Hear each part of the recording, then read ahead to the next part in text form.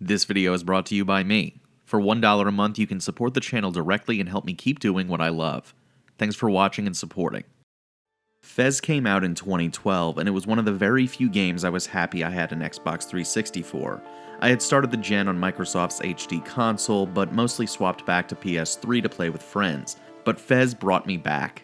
I remember reading reviews way back when about how this game broke the mold for what could be accomplished in the indie game genre. It kind of transcended the medium of gaming because of the creative use of QR codes, code breaking, and its somewhat overwhelming use of 3 dimensions as presented in a 2D space.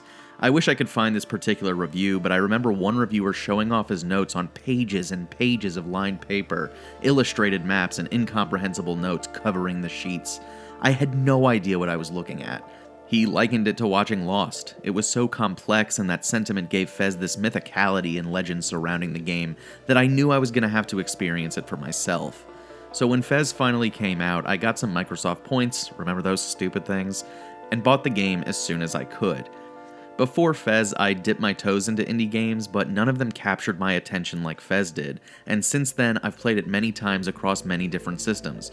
From Xbox 360 to PS Vita to PS4 and now to Switch, where I recorded the footage for this video.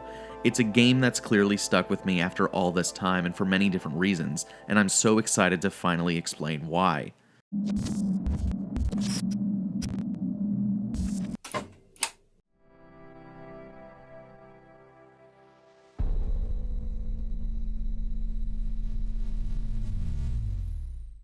It's difficult to write about a game you've never stopped thinking about.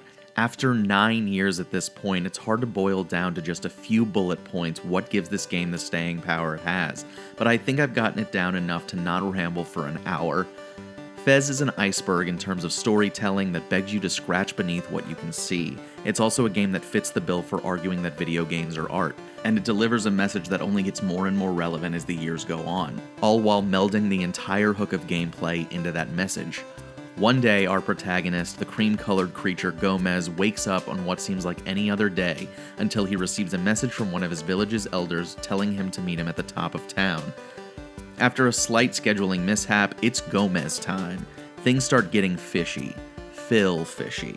A beacon of light emanating from a large yellow hexahedron shines down onto Gomez, bestowing upon him a 3-dimensional hat. For the first time in Gomez's life, the world starts to turn, faster and faster until the game crashes and restarts. Gomez opens his eyes once again, except this time he's wearing the headwear of the gods, a small fez. Once he leaves his room, Gomez realizes his new hat has given him a new ability to rotate his world clockwise and counterclockwise to see around him. After climbing back to the top of town, his elder informs him that his newfound power is of the utmost importance to save the world. You see, once Gomez encountered the yellow cube that placed his newest fashion accessory on his noggin, the cube exploded, scattering its remains across the world, creating instability in the fabric of time and causing the world to tear intermittently. Using his ability, Gomez must reassemble the 32 cubes to repair the hexahedron and reintroduce stability into the universe before it folds itself into obscurity. Gomez is joined on his quest by a floating companion named Dot, who tries to help him on his journey. However, as an homage to the many useless companion characters in video game history, Dot usually looks as stunned and confused as Gomez a lot of the time. Like, I don't know, man, owls freak me out, what do you want from me?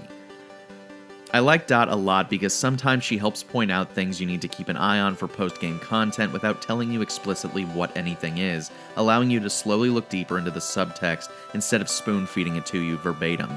Fez's world is dripping in subtext, most of the time letting the world and locations you discover tell more of the story than the already minimal amount of text in the game. As Gomez ventures out of his village, he comes across abandoned neon cities, trees seemingly as old as time, owls, and illustrations that seem to depict kingdoms and cities that have fallen. Using your wits and spatial reasoning, you have to platform your way to success, not only collecting the cubes, but fragments of the cubes as well. There are 8 fragments per cube, and fortunately, any 8 fragments can combine to make a full cube. Fez is a game built to be vertical and thought of in a 3D space, so while you'll be experiencing facets of each level in 2D, you have to think about how what you're looking at relates to the other 3 sides you aren't seeing. Every level and area is designed to both feel organic as well as doubling as a 3D puzzle for you to solve with navigation, and the fact that it works so well speaks to how expertly designed it is. You can see very clearly what Gomez can jump on without feeling like the game is holding your hand. The art direction is beautifully executed. When I think of video games as art, Fez is the first game that comes to mind because it's an experience that can't be replicated in any other form of media like film, music, or paintings. Fez combines all these forms of media into one unique package. As if you need me to tell you, this game looks gorgeous. But the look is only part of what keeps Fez in my mind.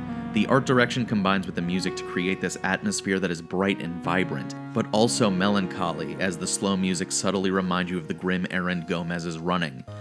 But because in actuality there's not really a deadline you need to hit, the music doesn't feel like it's pushing you to move faster than your own pace.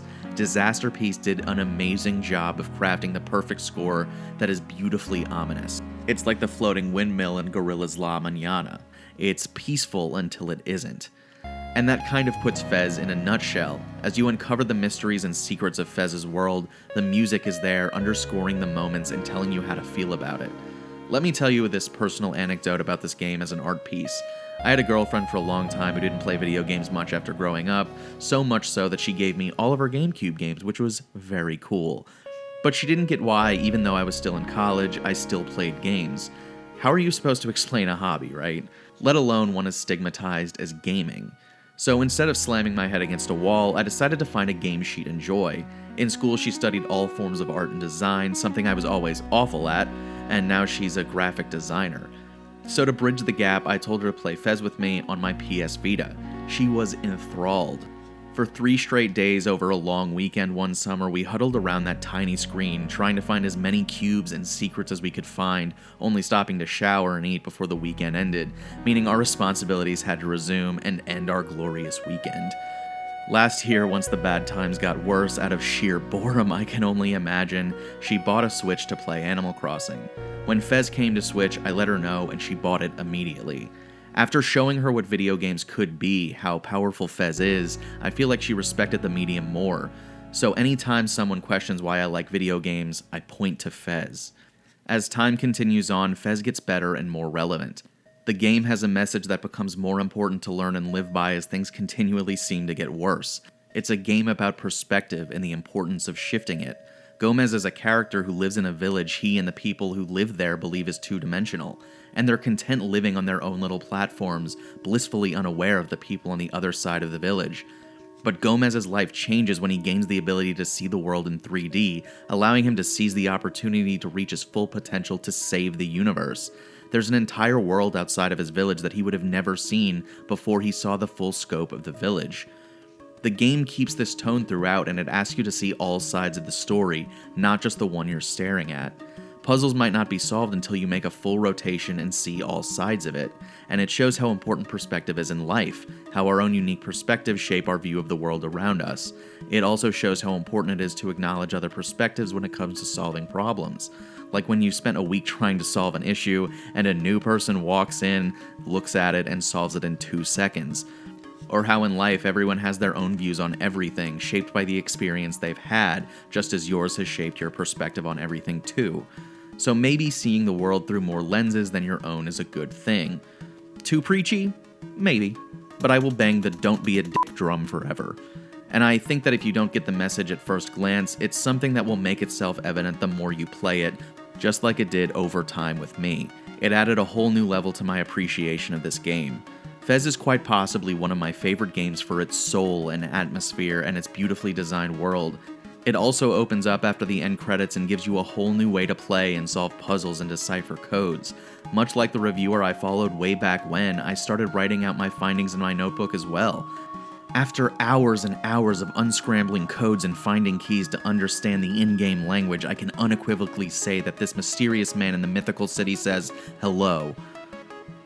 Fez is a timeless game that I believe will continue to age beautifully, as I've now seen how good it is nearly 10 years since it came out.